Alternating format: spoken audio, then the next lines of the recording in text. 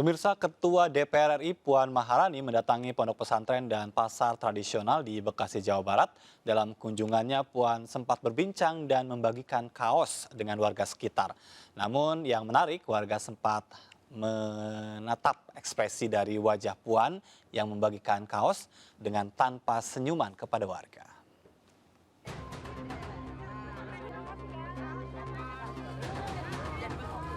Video warga ini merekam momen saat Ketua DPR Puan Maharani melakukan kunjungan ke pasar tradisional di Bekasi, Jawa Barat. Dalam kunjungan tersebut, Puan sempat berbincang dan membagikan kaos kepada warga yang mengerubunginya. Yang menarik, tak sedikit pun senyum tersungging di wajah Puan. Puan melempar kaos tanpa melihat kepada warga yang mengerubunginya. Puan juga nampak marah sambil menunjuk-nunjuk kepada pengawal pribadinya yang memegang kaos. Video ekspresi Puan yang membagikan kaos dengan cara dilempar tanpa senyum ini pun viral di media sosial. Dalam kesempatan yang sama, Ketua DPR RI Puan Maharani angkat bicara terkait dibentuknya Dewan Kolonel oleh fraksi PDIP. Puan menjelaskan pembentukan Dewan Kolonel merupakan inisiatif untuk bergotong royong dalam menjalankan tugas partai, termasuk tugas fraksi, serta mensosialisasikan program-program ke lapangan dan internal partai. Sebenarnya adalah bagaimana kita bisa bergotong royong dalam menjalankan tugas-tugas kepartaian, tugas-tugas fraksi dalam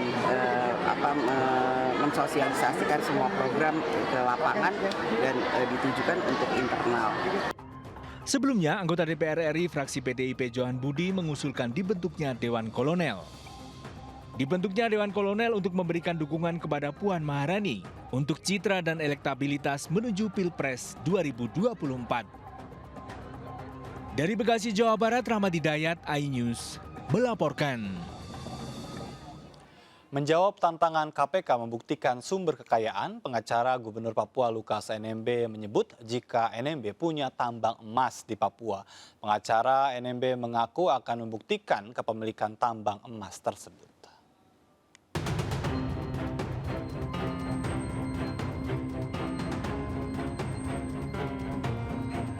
Gubernur Papua Lukas NMB mengaku memiliki tambang emas tradisional di Mamit, Kabupaten Tolikara, Papua. Hal itu disampaikan kuasa hukum NMB Stefanus Roy Rening saat menjawab tantangan KPK untuk membuktikan sumber kekayaan NMB.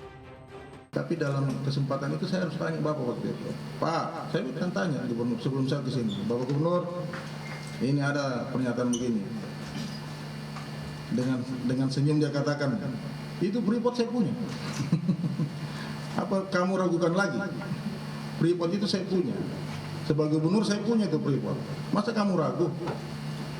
Bukan itu Bapak. Bapak punya tambang nggak sendiri di kampung? Oh saya punya di kampung ya. Di Tolikara, di Mamit. Itu sedang dalam proses. Dia punya foto semua dan dokumennya sedang diurus oleh stafnya. Saya belum ketemu stafnya yang akan menyerahkan kepada saya. Intinya bahwa Bapak punya. Sebelumnya, KPK menetapkan Lukas NMB sebagai tersangka gratifikasi 1 miliar rupiah terkait APBD Pemprov Papua. KPK juga menyoroti dugaan transaksi mencurigakan senilai ratusan miliar rupiah yang ditemukan PPATK. Uang tersebut diduga mengalir ke kasino judi di Singapura. KPK pun berjanji akan menghentikan penyidikan kasus ini jika NMB bisa membuktikan sumber uang tersebut. Namun dalam 2 kali panggilan pemeriksaan, NMB tak kunjung hadir dengan alasan sakit. Di samping itu, massa pendukung NMB juga terus melakukan aksi dukungan kepada NMB dan menolak penetapan tersangka NMB. Menanggapi hal ini, Presiden Joko Widodo pun angkat bicara. Presiden meminta Gubernur Papua Lukas NMB menghormati proses hukum. Tim Liputan iNews melaporkan. Kita ke informasi lain, pemirsa. Wanita korban penganiayaan oknum Polwan di Pekanbaru Riau meminta perlindungan LPSK. Permintaan ini diajukan setelah korban dipolisikan kasus ITE oleh pelaku.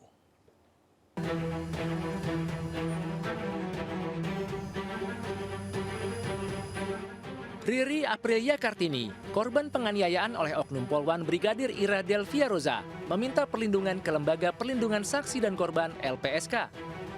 Permintaan ini dilayangkan usai korban dilaporkan atas pelanggaran Undang-Undang Informasi dan Transaksi Elektronik karena menyebarkan video penganiayaan. Penganiayaan berlangsung di rumah kontrakan korban di Pekanbaru Riau. Akibat penganiayaan ini, Riri menderita luka memar di sejumlah bagian tubuhnya. Penganiayaan ini terjadi diduga karena keluarga kekasih tak menyetujui hubungannya dengan korban.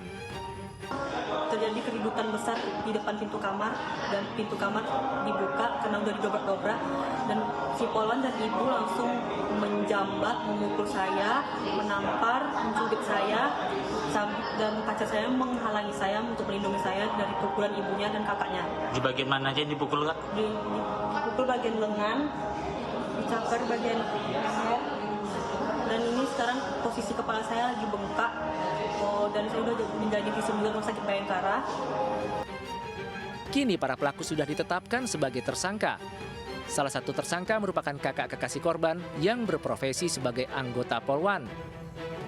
Terkait dengan adanya dugaan aniaya yang dilakukan oleh IDR dan Yul, ibunya, penyidik baik dari Propam maupun dari Krim Polda Riau telah menetapkan keduanya sebagai tersangka dan terduga pelaku. Selain pelaku, polisi juga masih memeriksa 5 anggota BNN Provinsi Riau. Sementara itu, Brigadir Ira, pelaku utama penganiayaan, sudah ditahan. Sedangkan ibunya menjadi tahanan rumah. Dari Pekanbaru Riau, Indra Yosrizal, iNews melaporkan.